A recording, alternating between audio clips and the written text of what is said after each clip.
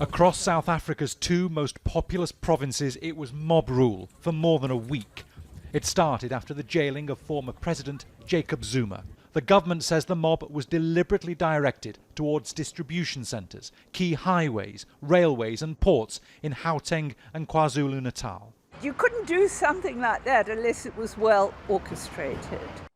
Mary de Haas has been monitoring violence and security in South Africa for more than 30 years.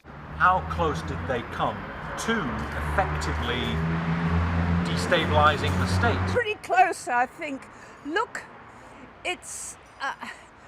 really, it's destabilisation when you get the economic damage we have and the damage to race relations. Basically, it's because of the fact that this province is the key Zuma support base.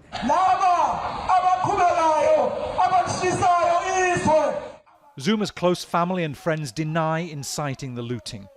Across social media, there are examples of people using the imprisonment of the former president to justify the violence.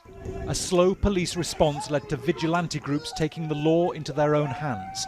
Here, men from an Indian-majority township in Durban are shooting at black men who've entered from a neighbouring township.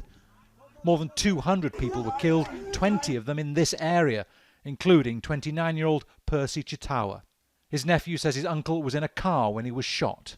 So the cars that just came, then blocked the road, then they started shooting. Then the driver and my uncle, they were the one who got shot, but the driver did not die.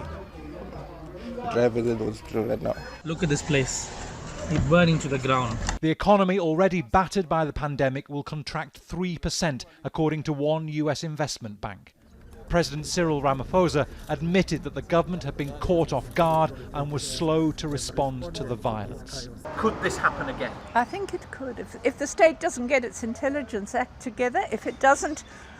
what's disappointed me is that some of the key instigators have not been touched. We know who they are. We're going to have to watch carefully what the strategy is. There's a lot of threats that they're going to continue unless Zuma is released. The government has a list of 12 people it suspects of instigating the violence. Only half a dozen have been arrested so far. How close any of the people on the wanted list are to Jacob Zuma is unknown. But how and if they are arrested could be another test of authority for the government of Cyril Ramaphosa. Bernard Smith, Al Jazeera, Durban.